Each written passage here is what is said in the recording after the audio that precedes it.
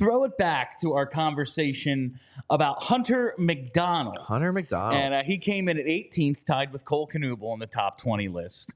And, man, if Brent Flahr and the rest of the Flyers decision makers, front office, coaching staff, what have you, were to make this list, Hunter McDonald would be in the top 5, yes?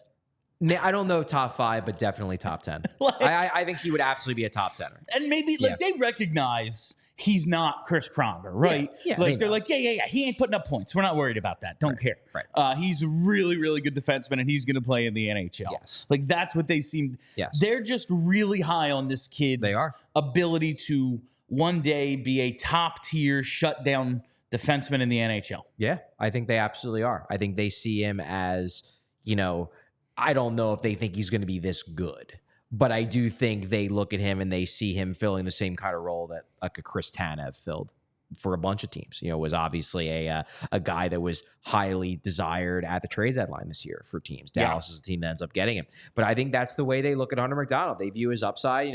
Maybe he's not going to quite reach that level. Like Tanev Tanev had years where he was like borderline first pair defenseman level, like legitimately having that kind of impact. I don't know if they think Hunter McDonald's ever going to get there, but when you name the guys who do that thing, it's like, oh, Tanev. Yeah, exactly. Probably the best version of that guy I can think of would have been like prime Marc-Edouard Vlasic. Yeah. Like now Vlasic isn't very good. But in his prime, he was real good. He's 38 and he's been blocking shots the whole time. He's actually not he's that old. He's not as old as you think. Yeah, it's just he fell off a cliff. It's just like and he had that massive contract, which they're still dealing with. Still can't but when get he out was in his prime, Vlasic was awesome. And I think that's the role they very much, and this is a conversation that, we can debate whether they overvalue it. But the Flyers very much believe that to build a defense core that either is truly complete or just fits the mold of the defense core they want to have in Philadelphia, you need at least one guy who strikes fear. They believe that is necessary. And that plays into why they traded for and extended Rasmus Ristolainen and overpaid twice for him, because they believe that they had a void, that they needed someone to fill that role. And it was, okay, well, yeah, we might be overpaying for Risto, but we need this guy because we just do. Now it seems like McDonald is going to be that guy of the future, because it does seem, at the very least, I don't think they're going to give Risto another contract after this one.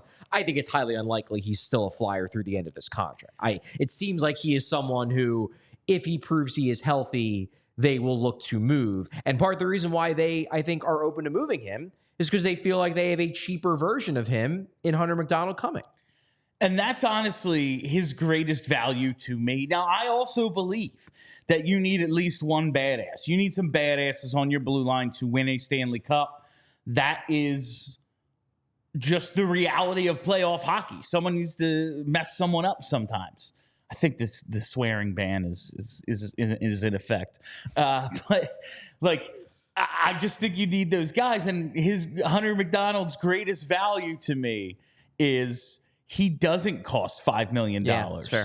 Like, this is what these guys are worth. You get them on their ELCs, maybe give them that bridge deal. They make a certain amount for their career. And then, like, if, they are super proficient, then you think about paying them. Or if not, you go find the next guy who's willing to just throw his body around like a missile. Like, that's what it comes down to. You don't just give them, here's $30 million. Oh, we're cash strapped now. We can't afford good players. To me, his value is in he's going to fill that role and hopefully do so at a bargain price for a long period of time so that they can spend their money much more wisely than they have in years past. Because, my God, Risto is not Andrew McDonald. Like, I don't know. Is he worth? I have a hard time deciding. I would take Risto because he does. I would take the new version of Risto. He does bring, even the old one, like, I don't know, throw him on the power play, see what happens. But like, he can skate a little. He's more physical. Yeah, he's definitely more physical. He's much bigger. you get like traits, even if you don't get good play, you still get things you need, I guess. In a way. Whereas Andrew McDonald was just like out there sometimes. I don't really know what he was bringing to the table. He was a Jag. It was a Jag that they convinced themselves was worth $30 million. Was worth $30 million, which is still wild. But yeah, I'm obviously, I don't think there's a person alive who is as high on Hunter McDonald as people who work in the Flyers. They bubble. love him. They love this dude. But I am excited because like we could see him this year at the end of the year. We could be seeing him next season potentially. I might see him sooner. There is an answer here that I pulled out of your thing. I think he'll benefit in camp. He put himself in front of Torts, and Torts knows what he did and what he passed up on. And I think the passed up on thing is big. We'll get to that. Do we want to get into that now, or do you want to read the full quote?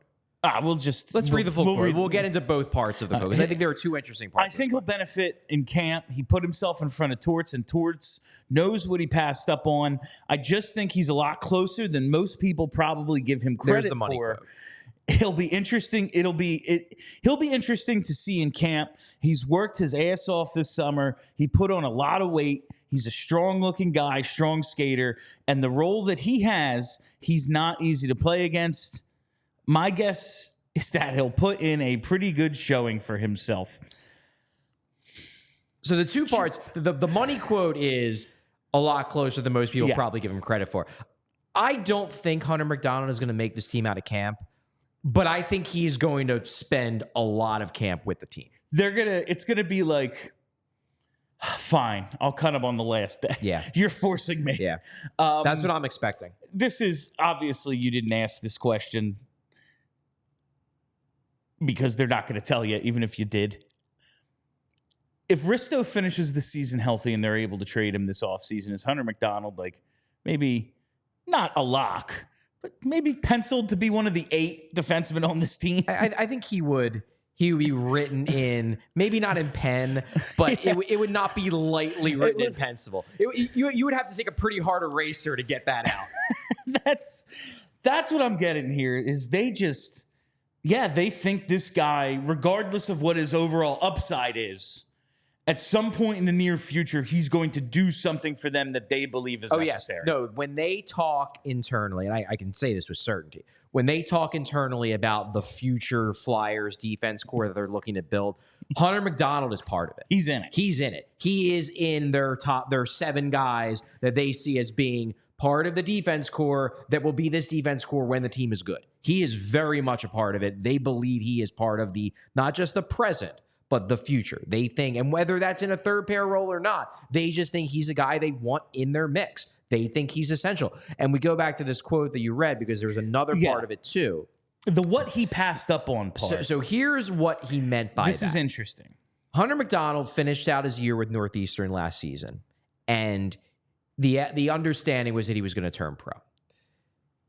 However, he did not sign his entry-level contract at the end of the season. What he did is he signed an AHL amateur tryout contract, which allowed him to play in the minors and get what I believe ended up being 17 games of experience combining regular season and playoffs. He played in the playoffs for the Phantoms too, without burning a year off his entry-level contract. And I think basically what Flahr was saying was, look, we really liked him. He didn't have the kind of leverage to demand to burn a year. Like, we go back to the Gauthier stuff. Obviously, that was a big point of contention. Yeah. It's been rumored. But, like, Gauthier was a 5th overall pick. He was going to have the leverage to say, you got to let me burn a year or else I will threaten not to sign. What's Hunter McDonald going to do? Threaten not to sign?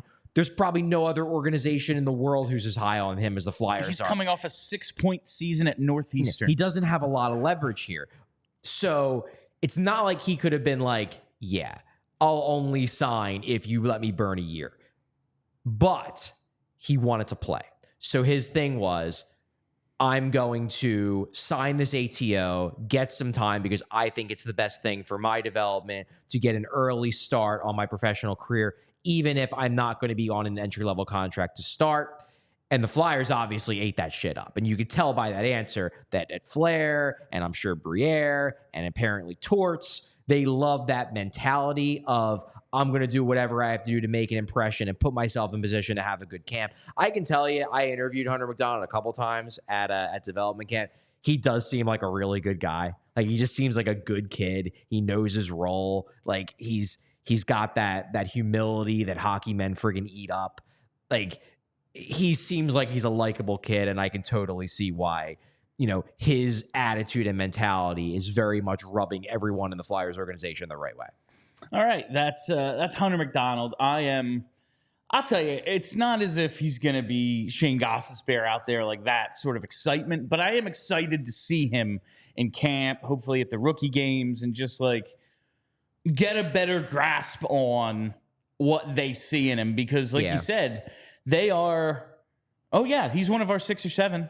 Yeah. That's part of the plan now. He's a guy, and that's the thing. Like, I came into this past development camp this summer, still very skeptical of Hunter McDonald. And I remain skeptical of Hunter McDonald, primarily because, and I've made this point on the show multiple times, while it is true that you can be a good NHL defenseman without scoring that many points, generally speaking, even the defensemen who at the NHL level don't score that many points and are good at playing that role, they scored a fair amount in the lower levels. Like we mentioned, Chris Tanev. They adjusted their games. Chris Tanev, in his freshman year, his only college season for RIT, scored, I believe it was 28 points in 41 games. Hunter McDonald played 2 seasons and didn't exceed 28 points. So, generally speaking, players, Hunter McDonald, he had 20 in 2 NCAA seasons. Yeah. So, yeah. Generally speaking, players with his statistical resume do not pan out. The odds are against him purely by the numbers. What I will say, though, is that he impressed me at development camp. You can see the physical tools. He is more mobile than I expected him to be. He can skate pretty well, especially for someone that big. He's ripped. He's physical. Like, when he challenges a guy, he erases him. You can see why they like him. I don't know if it's going to translate at the NHL level. I don't know if it's going to translate full-time at the pro level, to be honest. It seems like he played okay for the Phantoms, but it wasn't like he was the best player on the ice kind of levels. I don't know. But I do see enough that he's intriguing to me. And it'll be an interesting thing to watch him at camp. I'm with Brent Flahr. It'll be interesting to watch. We